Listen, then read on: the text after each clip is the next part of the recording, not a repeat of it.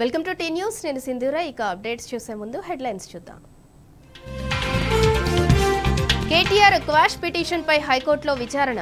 మధ్యంతర బెయిల్ను ఈ నెల 31 వరకు పొడిగించిన న్యాయస్థానం. స్థానిక సంస్థల్లో 42% రిజర్వేషన్లు అమలు చేయాల్సిందే, లేదంటే ఎన్నికలను జరగనివ్వమని ఎమ్మెల్సీ కవిత వార్నింగ్. కాంగ్రెస్ ప్రజాపాలనలో సర్పంచుల అరిగోస. పెండింగ్ బిల్లుల కోసం గాంధీ విగ్రహానికి వినతి పత్రం. అల్లు అర్జున్ బెయిల్ పిటిషన్పై విచారణ సోమవారానికి వాయిదా. కౌంటర్ దాఖలుకు సమయం కావాలని కోరిన పబ్లిక్ ప్రాసిక్యూటర్. మన్మోహన్ సేవలను గుర్తు చేసుకున్న ప్రధాని, రాష్ట్రపతి. భౌతిక కాయానికి నివాళి, కుటుంబ సభ్యులకు పరామర్శ. మాజీ ప్రధాని మన్మోహన్ సింగ్ కు ప్రముఖుల శ్రద్ధాంజలి. రేపు ఢిల్లీ రాజ్ఘాట్ సమీపంలో అంత్యక్రియలు.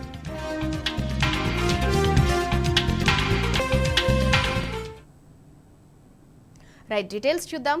కేటీఆర్ క్వాష్ పిటిషన్ పై హైకోర్టులో విచారణ జరిగింది. కౌంటర్ దాఖలు చేయడానికి ఏసీబీ అధికారులు సమయం కోరగా తదుపరి విచారణను ఈ నెల 31కి వాయిదా వేసింది. అయితే కేటీఆర్ మధ్యంతర బెయిల్ను హైకోర్టు పొడిగించింది. ఈ నెల 30 వరకు అరెస్ట్ చేయవద్దని చెప్పిన హైకోర్టు దానిని ఈ నెల 31 వరకు పొడిగించింది.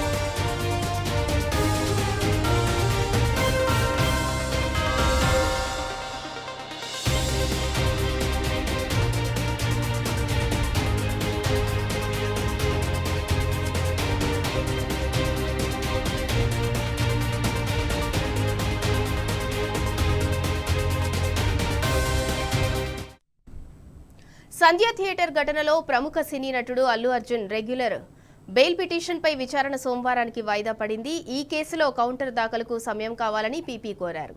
దీంతో తదుపరి విచారణను నాంపల్లి న్యాయస్థానం వాయిదా వేసింది. విచారణను ఈ నెల 30కి వాయిదా వేస్తూ నిర్ణయం తీసుకుంది.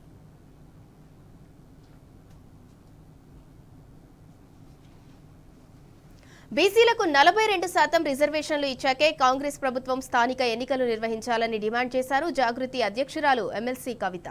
కామారెడ్డి బీసీ డిక్లరేషన్ను రేవంత్ సర్కార్ అమలు చేయాల్సిందేనని తేల్చి చెప్పారు. బీసీల వాటా తేల్చకుండా ముందుకెళ్తే ఊరుకునేది లేదని ప్రభుత్వాన్ని హెచ్చరించారు. బీసీలకు 42% రిజర్వేషన్ల కోసం జాగృతి ఆధ్వర్యంలో రాష్ట్ర వ్యాప్తంగా నిరసనలు చేపడతామన్నారు. జనవరి 3న సావిత్రిబాయి పూలే జయంతి సందర్భంగా ఇందిరా పార్క్ దగ్గర బీసీ సభను నిర్వహిస్తామని కవిత తెలిపారు. పార్టీ కామారెడ్డిలో డిక్లరేషన్ ఇచ్చింది. ఏమని? బీసీలకు సంబంధించినటువంటి అనేక అంశాలతో పాటు స్థానిక సంస్థల్లో 42% బీసీలకు రిజర్వేషన్ ఇస్తామని చెప్పడం జరిగింది. మరి 42% అనేటటువంటిది ఏ ప్రాతిపదికన కాంగ్రెస్ పార్టీ అనుకున్నదన్న విషయం ఇప్పటి వరకు స్పష్టత లేదు. మరి బీసీల జనాభా 42% అని లెక్క కట్టే కన్నా ముందే వాళ్ళకి ఎట్లా తెలిసిందన్నటువంటి విషయంలో స్పష్టత లేదు. ఆనాడు ఎన్నికలకు వెళ్ళేటటువంటి హడావుల్లో చాలా వాగ్దానాలు చేసినారు వాళ్ళు. అందులో ఇది కూడా ఒకటి వాళ్ళు చేయడం జరిగింది. బీసీ జనాభా సగానికన్నా ఎక్కువ ఉందని రమారమి మనం చెప్తా ఉంటాం. అంటే అది 50% కావచ్చు, 60% కావచ్చు, ఇంకా ఎక్కువ ఉండొచ్చు. ఎంత ఉన్నదన్నది ఎవరికి తెలియనటువంటి విషయం. కానీ 42% అని కాంగ్రెస్ పార్టీ ఎట్లా చెప్పింది అన్నది ఇప్పటివరకు ఎవరికి అంతుపట్టని విషయం. సరే, చెప్తే చెప్పారు, కానీ మరి ఆ 42% కూడా ఇవ్వకుండా మీరు ఎన్నికలకు పోయే ప్రయత్నం చేస్తున్నారా? ఈ ప్రశ్న ఇవాళ అందరి మెదడులో కూడా ఉన్నటువంటి పరిస్థితి. మరి 3 సార్లు అసెంబ్లీ జరిగింది, బీసీలకు మాత్రం 20,000 కోట్లు పెట్టలేదు. మరి ఇప్పుడు స్థానిక సంస్థలు దగ్గరికి వచ్చినాయి, 42% ఇస్తా అన్నది ఇవ్వకుండా ముందుకు వెళ్ళే ప్రయత్నం మాకు అర్థమవుతూ ఉన్నది.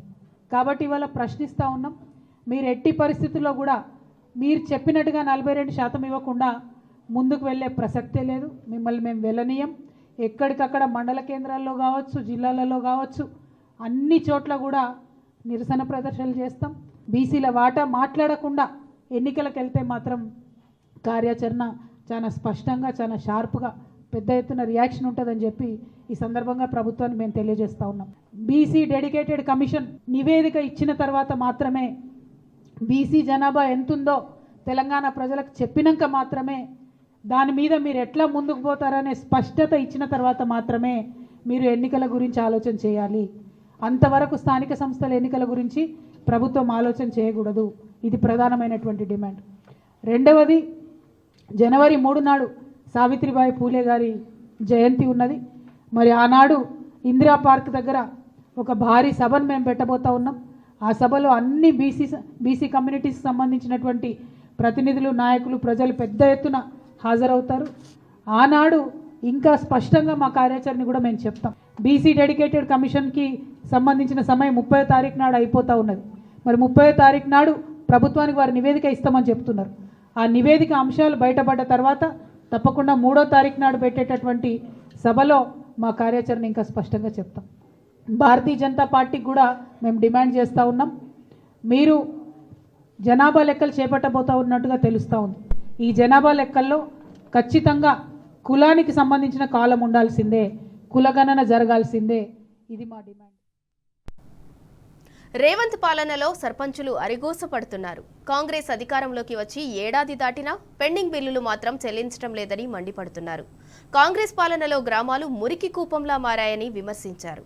ప్రభుత్వం వెంటనే పెండింగ్ బిల్లులు చెల్లించకపోతే రాష్ట్ర వ్యాప్తంగా ఆందోళన చేపడతామని హెచ్చరించారు. ఈ మేరకు బాబుఘాట్లో గాంధీ విగ్రహానికి మాజీ సర్పంచులు వినతి పత్రం అందించారు. ఇక దీనిపై మరింత సమాచారాన్ని మా ప్రతినిధి యాసర్ అందిస్తారు. రాష్ట్ర వ్యాప్తంగా మాజీ సర్పంచులు ఆందోళన బాటపట్టారు. తమకు పెండింగ్ బిల్లులు చెల్లించాలంటూ ఈరోజు గాంధీ విగ్రహాలకు వినతి పత్రం అందజేశారు. ఇదే అంశానికి సంబంధించి మనతో పాటు మాట్లాడడానికి రాష్ట్ర సర్పంచుల సంఘం అధ్యక్షుడు మాట్లాడదాం. సార్ చెప్పండి. మేము ఈ ప్రభుత్వం వచ్చి సంవత్సరం అవుతుంది. మేము ఎంపీడీఓలను మొదలు పెట్టుకుంటే కలెక్టర్ల నుంచి పంచాయతీరాజ్ ప్రిన్సిపల్ సెక్రటరీ దాకా వినతి పత్రాలు ఇచ్చినాం. ఆ తర్వాత ఎమ్మెల్యేల నుంచి మంత్రుల నుంచి ముఖ్యమంత్రి దాకా వినతి పత్రాలు ఇచ్చుకుంటూ వచ్చినాం.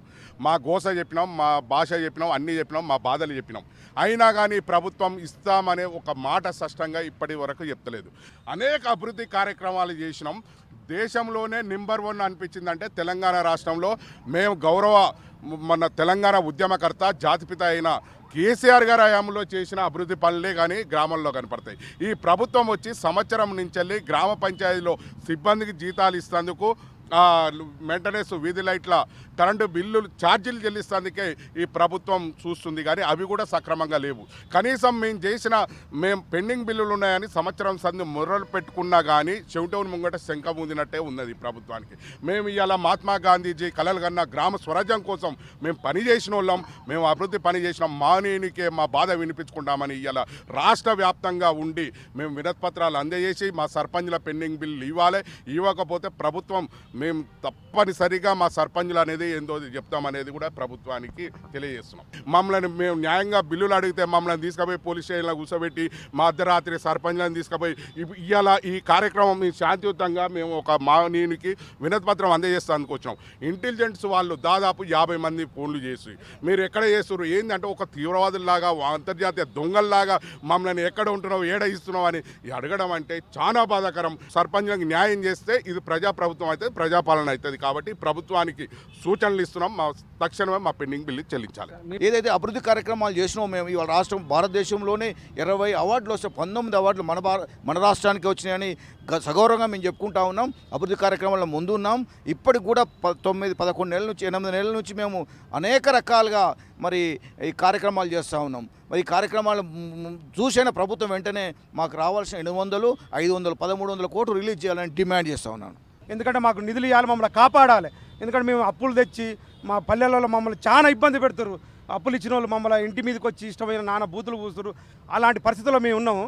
సీతక్క గారు అట్లా మాట్లాడడం తప్పని చెప్పి మేము అనుకుంటాం. ఈరోజు గాంధీ మహాత్మునికి వినతి పత్రాలు ఇస్తున్నామంటే చాలా సిగ్గుచేటైన విషయం అని చెప్తున్నాం. ఈరోజు ప్రభుత్వం ఒక అస్పష్టమైన ప్రకటనలు విడుదల చేస్తుంది. మరి ఎన్ని బిల్లులు పెండింగ్ ఉన్నాయి అంటే 1300 కోట్లు ఈరోజు గ్రామ పంచాయతీలకు చెల్లించాల్సిన బాధ్యత ఈ ప్రభుత్వం పైన ఉంది.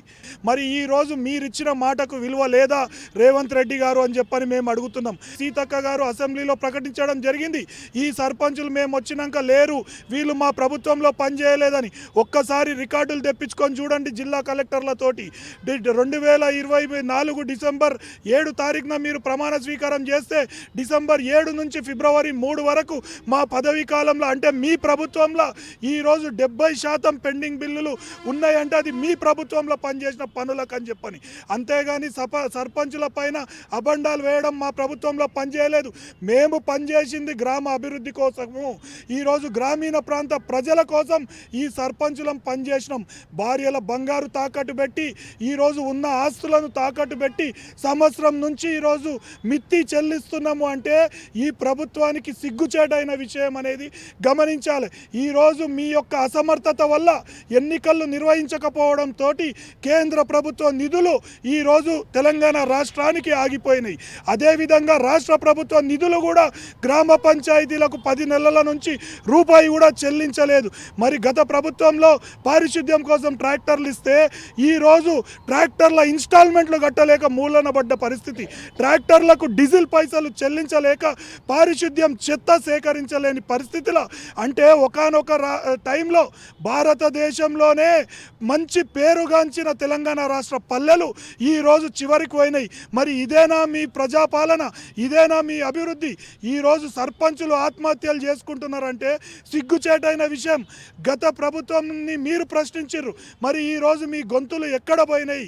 పొంగులేటి శ్రీనివాసరెడ్డి గారు, బట్టి విక్రమార్క గారు, మీరు ఎక్కడ ఉన్నారు? సర్పంచులు ఈరోజు ఆత్మహత్యలు చేసుకుంటుంటే మంత్రుల కంపెనీలకు, మంత్రుల బంధువుల కంపెనీలకు, కాంట్రాక్ట్ సంస్థలకు చెల్లించడానికి మీ దగ్గర డబ్బులు వచ్చినాయి. అదే గ్రామీణ ప్రాంత ప్రజలకు ఇంటింటికి నల్లా ఇచ్చి శ్మశాన వాటిక ఏర్పాటు చేసి వైకుంఠధామం ఏర్పాటు చేస్తే మీకు సర్పంచులకు పైసలు చెల్లించడానికి మనసు వస్తలేదు. ఇది సరైన పద్ధతి కాదు. వెంటనే మాజీ సర్పంచుల బిల్లులు చెల్లించి స్థానిక సంస్థల ఎన్నికలు నిర్వహించాలి. లేదంటే దీనికి మూల్యం ఖచ్చితంగా ఈ ప్రభుత్వం చెల్లించాల్సి వస్తుందని చెప్పని తెలియజేస్తున్నాం. ప్రభుత్వం వెంటనే స్పందించి సర్పంచ్ పెండింగ్ బిల్లులు చెల్లించాలని సర్పంచులు కోరుతున్నారు. ప్రభుత్వం వెంటనే స్పందించి బిల్లులు చెల్లించకపోతే తమ ఉద్యమాన్ని మరింత తీవ్రతరం చేస్తామని సర్పంచులు హెచ్చరిస్తున్నారు. Video journalist Dasharatha Yasar, TV news, Hyderabad. మాజీ ప్రధాని మన్మోహన్ సింగ్ పార్థివ దేహానికి రాష్ట్రపతి ద్రౌపది ముర్ము నివాళులర్పించారు. ఆయన కుటుంబ సభ్యులను పరామర్శించి ప్రగాఢ సానుభూతి తెలిపారు. ఈ సందర్భంగా మన్మోహన్ సింగ్ సేవలను గుర్తు చేశారు ముర్ము.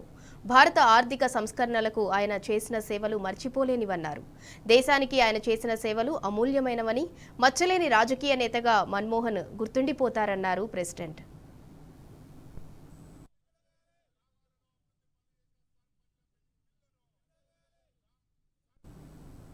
మాజీ ప్రధాని మన్మోహన్ సింగ్ పార్థివ దేహానికి నివాళులర్పించారు ప్రధాని మోడీ. మోతీలాల్ నెహ్రూ మార్గ్లోని మన్మోహన్ సింగ్ నివాసానికి చేరుకున్న మోడీ శ్రద్ధాంజలి ఘటించారు. కుటుంబ సభ్యులను పరామర్శించారు. ఈ సందర్భంగా మన్మోహన్ సింగ్ సేవలను కొనియాడారు. మన ప్రధానిగా ప్రజల జీవితాలను మెరుగుపరిచేందుకు ఎనలేని కృషి చేశారన్నారు. మోదీతో పాటు అమిత్ షా, జేపీ నడ్డా సహా పలువురు కేంద్ర మంత్రులు కూడా మాజీ ప్రధానికి నివాళులర్పించారు.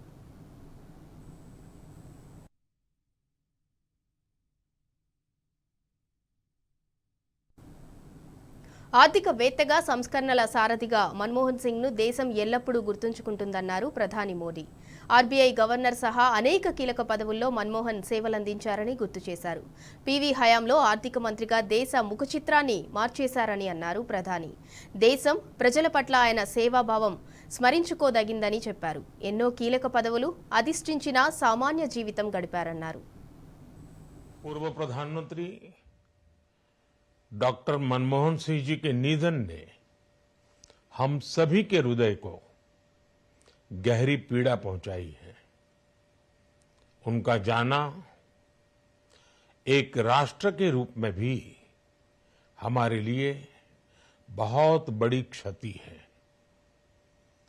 विभाजन के उस दौर में बहुत कुछ खोकर भारत आना और यहां जीवन के हर क्षेत्र में उपलब्धियां हासिल करना ये सामान्य बात नहीं है।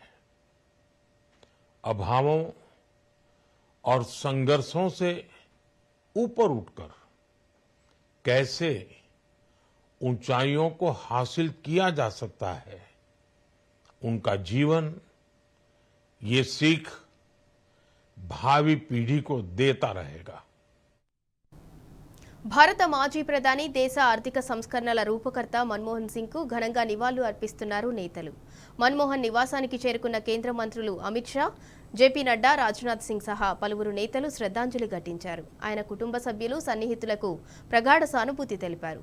ప్రస్తుతం మన్మోహన్ పార్థివ దేహాన్ని ఆయన నివాసంలోనే ఉంచారు. ప్రజల సందర్శనార్థం రేపు ఆయన భౌతిక కాయాన్ని ఏఐసీసీ ప్రధాన కార్యాలయానికి తీసుకురానున్నారు. రాజ్ఘాట్ సమీపంలో అంతిమ సంస్కారాలు నిర్వహించనున్నారు.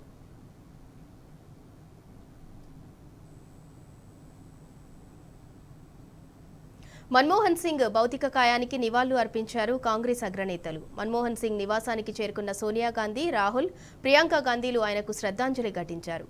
మన్మోహన్ కుటుంబానికి ప్రగాఢ సానుభూతి ప్రకటించారు. మన్మోహన్ మృతి దేశానికి, పార్టీకి తీరని లోటన్నారు.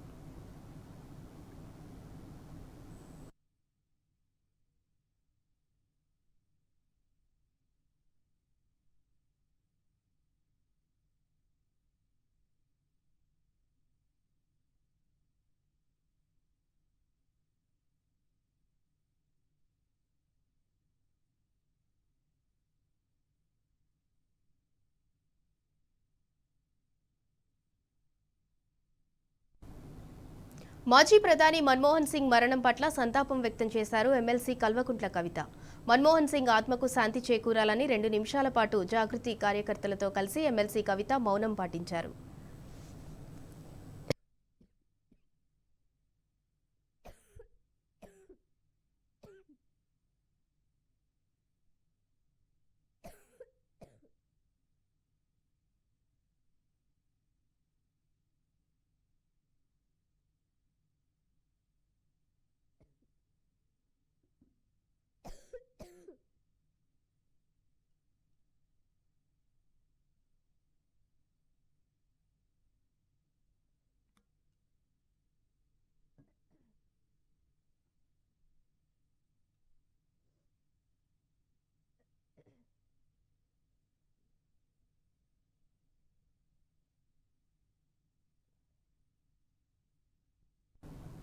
మాజీ ప్రధానమంత్రి మన్మోహన్ సింగ్ మరణం దేశానికి, భావితరానికి తీరని లోటన్నారు మాజీ MP Vinod Kumar. Reserve bank గవర్నర్గా, ఆర్థిక మంత్రిగా అనేక సంస్కరణలు తీసుకువచ్చారని కొనియాడారు. ఎంతో మంది పెట్టుబడిదారులను దేశానికి తీసుకువచ్చారని గుర్తు చేశారు. మన్మోహన్ సింగ్ మరణం పట్ల ఆయన సంతాపం వ్యక్తం చేశారు. మన్మోహన్ సింగ్ గారు మాజీ మన ప్రధానమంత్రి గారు దురదృష్టవశాత్తు నిన్న సాయంకాలం వారు చనిపోవడం మన దేశానికి, భావితరానికి చాలా నష్టం. అయితే వారు 92 సంవత్సరాలు జీవితంలో ఒక గొప్ప ఆర్థికవేత్తగా, రిజర్వ్ బ్యాంక్ ఆఫ్ ఇండియా గవర్నర్గా, ప్లానింగ్ కమిషన్ మెంబర్ సెక్రటరీగా, శ్రీమతి ఇందిరాగాంధీ గారు ప్రధానమంత్రి ఉన్నప్పుడు ఎకనామిక్ అడ్వైజరీ కౌన్సిల్ మెంబర్గా, యూజీసీ చైర్మన్గా, పివి నరసింహారావు గారి ప్రధానమంత్రిగా ఉన్న సందర్భంలో వారి మంత్రివర్గంలో ఆర్థిక శాఖ మంత్రిగా 1991లో వారు తీసుకొచ్చినటువంటి ఆర్థిక సంస్కరణలు ఈ దేశాన్ని ఒక ఆర్థిక పురోగతికి నాందిగా అని కూడా చెప్తున్నారు. కొంత విమర్శలు ఉన్నప్పటికీ కూడా గ్లోబలైజేషన్ అనే పేరిట ఈ భారతదేశంలో ఒక లైసెన్స్ రాజ్, ఒక బ్యూరోక్రాటిక్ రాజ్ నుండి మరి పారిశ్రామికవేత్తలకి, కొత్తగా ఉత్పత్తి రంగాల్లో ముందుకొస్తున్నటువంటి వాళ్ళకి చాలా ఉపయోగపడే విధంగా ఆర్థిక సంస్కరణలు తీసుకొచ్చి ప్రపంచంలో ఉన్నటువంటి మరి పారిశ్రామికవేత్తలు కూడా ఆహ్వానించి ఈ దేశాన్ని మరి ముందుకు తీసుకెళ్ళినటువంటి వ్యక్తిగా కూడా మనం అందరం గుర్తిస్తున్నాం.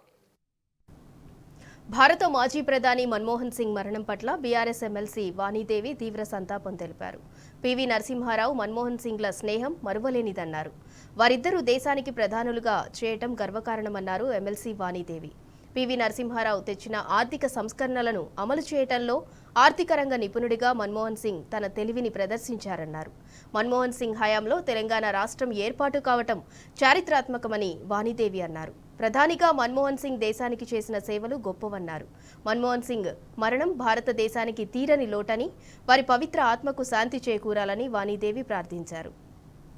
దేశ చరిత్రలో ఉత్తమ ఆర్థిక మంత్రి అని పేరు తెచ్చుకున్న వాళ్లలో ఆద్యుడు మన మాజీ ప్రధాని మన్మోహన్ సింగ్ గారు అస్తమించడం ఈ దేశానికి ఒక తీరని లోటుగా మా కుటుంబం తరఫున, నా తరఫున మన్మోహన్ సింగ్ గారి కుటుంబానికి ప్రగాఢ సంతాపం తెలియజేస్తున్నాను. ఆర్థిక మంత్రిగా ఒక చెరగని ముద్ర వేసినారు భారతదేశ చరిత్రలో. మన్మోహన్ సింగ్ గారు తీసుకున్న అనేక నిర్ణయాలు, విప్లవాత్మక నిర్ణయాలు, వాటికే ఇప్పటికీ వాటి ఫలాలు మనం అందరం అనుభవిస్తున్నాం. పివి గారు మన్మోహన్ సింగ్ గారికి చాలా సమీపమైన ఒక పోలికలు ఉన్నాయి. చాలా ఎక్కువ పనిచేస్తారు, చాలా తక్కువ మాట్లాడతారు. అట్లాగే దేనికి ప్రచారానికి కానీ ఆర్భాటానికి కానీ ఇష్టం ఉండదు, సైలెంట్గా చేస్తారు. అది ఇద్దరిలో కనిపించిన చాలా అపురూపమైన వ్యక్తిత్వం. అది చిన్న పని చేయంగానే మనం ప్రచారం చేసుకుంటాం, కానీ వాళ్ళిద్దరూ కూడా ఫలితాలు వచ్చిన తర్వాతనే ఇది ఎవరు చేసినారు అని మనం వెతుక్కోవాల్సిందే. ఇద్దరికీ కూడా పదవులు వరించి వచ్చినాయి. వాళ్ళు ఎప్పుడు పదవుల కోసం వెంపర్లాడలే. ఈ పదవి కోసం ఇలా చేయాలి, అలా చేయాలి తపన పడలేదు, వెంపర్లాడలేదు, వాటి వెనక పడలేదు. వరించి వచ్చిన ఈ పదవులే, ప్రధాని పదవి కావచ్చు, ఇద్దరికీ కూడా అలాగే. ఆర్థిక మంత్రిగా ఆయన సక్సెస్ఫుల్ అయిన తర్వాత మళ్ళీ ఆయన 2 సార్లు ప్రధాని, ఈ దేశానికి ప్రధాని అంటే ఇది చిన్న విషయం కాదు, చరిత్రలో సువర్ణాధ్యాయం అని చెప్పుకోవచ్చు. చివరిగా మాట ఏంటంటే ఆయన ప్రధానిగా ఉన్నప్పుడే తెలంగాణను కూడా మనకు సానుకూలంగా స్పందించి అది జరగడం అనేది యాదృచ్ఛికం కాదు. నిజంగా వినే నాదుడు ఉండాలి కదా, మన బాధలు చెప్పుకుంటే వినే నాదుడు కూడా ఉండాలి.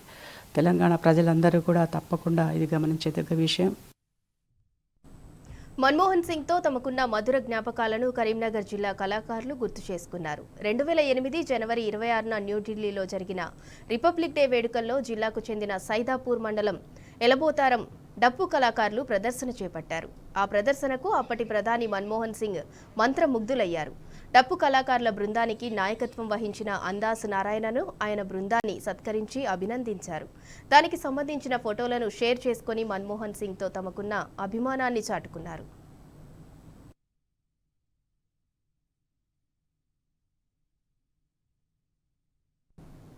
కాంగ్రెస్ ప్రభుత్వంలో మద్దతు ధర కోసం పత్తి రైతు రోడ్డెక్కాల్సిన పరిస్థితి వచ్చింది. మంచిర్యాల జిల్లా చెన్నూరు మండలంలోని వరలక్ష్మి జిన్నింగ్ మిల్లు ముందు జాతీయ రహదారిపై పత్తి రైతులు రాస్తారోకోకు దిగారు.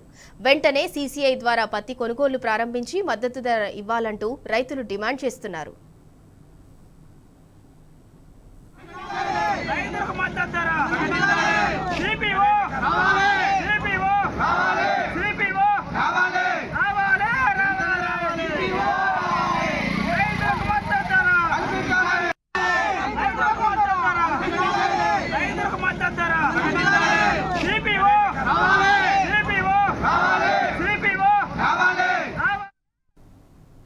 కామారెడ్డిలో సంచలనంగా మారిన ముగ్గురి ఆత్మహత్యల కేసులో మిస్టరీ వీడలేదు. పోలీసుల దర్యాప్తు కొనసాగుతూనే ఉంది. ఎస్ఐ సాయి కుమార్, కానిస్టేబుల్ శృతి, కంప్యూటర్ ఆపరేటర్ నిఖిల్ మరణాలపై అనేక అనుమానాలు వ్యక్తమవుతున్నాయి. మృతుల cell phone data, WhatsApp chattings ఈ కేసులో ప్రధానంగా మారనున్నాయి. దాంతో వాటిపై పోలీసులు దృష్టి పెట్టారు. ఉదయం 11 గంటలకు బైక్పై బయలుదేరిన నిఖిల్ తన బైక్ని ఎక్కడ పెట్టాడనేది సస్పెన్స్గా మారింది. మృతదేహాలపై స్వల్ప గాయాలుండటంతో పోస్టుమార్టం రిపోర్టు కీలకం కానుంది. ఈ కేసు విచారణ కోసం ఎల్లారెడ్డి డీఎస్పీ శ్రీనివాసరెడ్డి ఆధ్వర్యంలో సదాశివనగర్ సీఐ సంతోష్, ఎస్ఐ రంజిత్లతో కూడిన ప్రత్యేక బృందాన్ని ఉన్నతాధికారులు ఏర్పాటు చేశారు. ఈ బృందం ఇవాళ ఎస్ఐ సాయి కుమార్ స్వగ్రామానికి వెళ్లి దర్యాప్తు చేయనుంది. అదేవిధంగా ఆయన భార్య వాంగ్మూలం కూడా తీసుకోనుంది. అంతేకాకుండా బిక్కనూరు, బీబీపేట, ఎల్లారెడ్డి చెరువు సమీపంలోని హోటళ్ల సీసీ ఫుటేజ్లను దర్యాప్తు బృందం పరిశీలించనుంది.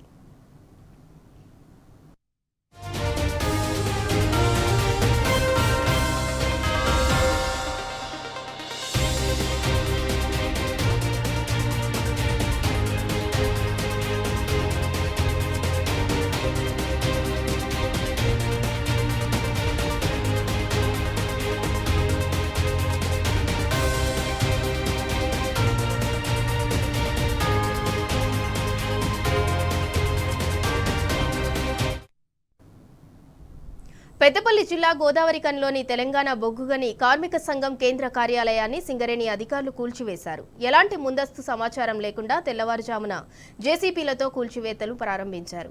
రోడ్ల వెడల్పు, నగర సుందరీకరణ నేపథ్యంలోనే కూల్చివేస్తున్నామని సింగరేణి అధికారులు తెలిపారు. కనీస సమాచారం ఇవ్వకుండా ఇష్టానుసారంగా కూల్చివేయటం సరికాదని యూనియన్ నాయకులు వడ్డేపల్లి శంకర్ ఆగ్రహం వ్యక్తం చేశారు. కార్మిక నాయకులు జేసీబీలను అడ్డుకునే ప్రయత్నం చేయడంతో పోలీసులు వారిని బలవంతంగా అదుపులోకి తీసుకుని వన్ టౌన్ పిఎస్కు తరలించారు.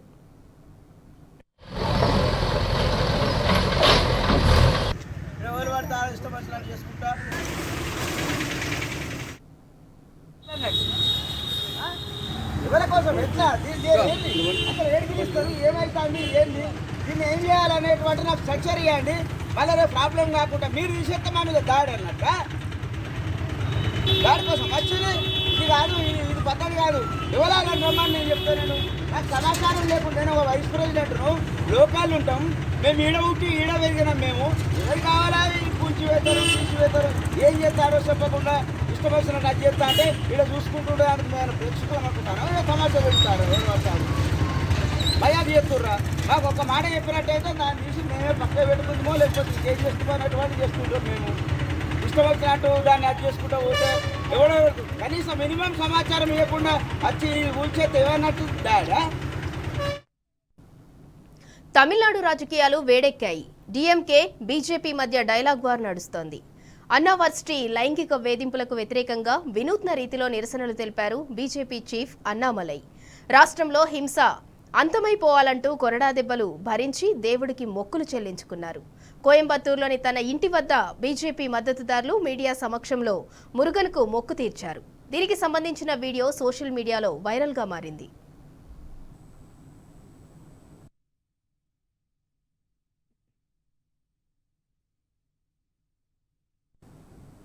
రాజస్థాన్లో బోరుబావిలో పడిన 3 ఏళ్ల చిన్నారి కోసం కొనసాగుతున్న సహాయక చర్యలు 5వ రోజుకు చేరుకున్నాయి. ధనీ బడియాలోని 150 అడుగుల లోతులో బోరుబావిలో పడిన పాపను రక్షించేందుకు రాహోల్స్ మైనర్స్ రంగంలోకి దిగారు. చేతనను రక్షించేందుకు ఇప్పటిదాకా చేపట్టిన చర్యలేవీ ఫలించకపోవడంతో భూగర్భంలో మరో సమాంతర రంధ్రాన్ని తవ్వి బాలికను చేరే ప్రయత్నం చేస్తున్నారు. మరోవైపు ఘటన జరిగినప్పటి నుంచి తమ కుమార్తె పరిస్థితి ఎలా ఉందోనన్న ఆందోళనతో ఆమె తల్లి ఆహారం కూడా తీసుకోకుండా రోధిస్తున్న తీరు అందరినీ కలిచివేస్తోంది.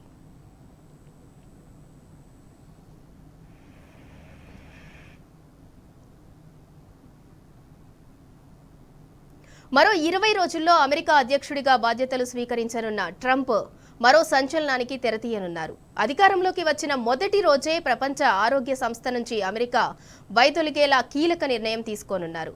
WHOపై మొదటి నుంచి ట్రంప్ తీవ్ర విమర్శలు చేస్తున్నారు.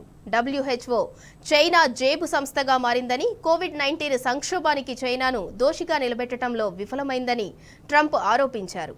ఈ నేపథ్యంలోనే WHO నుంచి అమెరికా ఉపసంహరణ ఖాయమన్న వార్తలు వెలువడుతున్నాయి.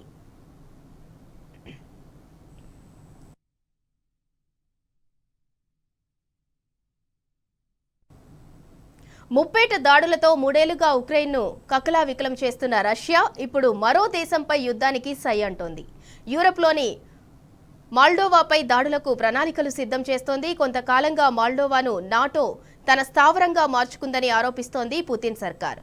అక్కడి నుంచే ఉక్రెయిన్కు ఆయుధాలను సరఫరా చేస్తోందన్న సాకుతో ఆ చిన్న దేశంపై రష్యా దండెత్తడానికి సిద్ధమైంది. అయితే రష్యా చేస్తున్న ఆరోపణల్లో ఎంత మాత్రం నిజం లేదంటూ మాల్డోవా కొట్టిపారేసింది. తమపై దాడులు చేస్తే ఊరుకోమని హెచ్చరించింది.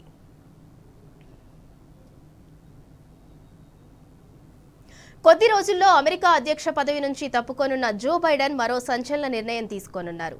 అమెరికా జాతీయ పక్షిగా బాల్డ్ ఈగల్ను అధికారికంగా ప్రకటించారు.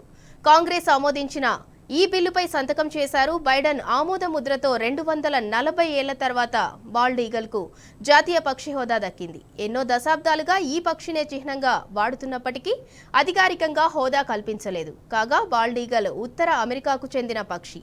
తొలిసారిగా 1776లో మాసాచ్యూసెట్స్ రాగి సెంటుపై ఇది అమెరికా చిహ్నంగా కనిపించింది. తర్వాత వెండి డాలర్, హాఫ్ డాలర్, క్వార్టర్ తదితర యుఎస్ నాణేల వెనుక భాగంలో దర్శనమిచ్చింది.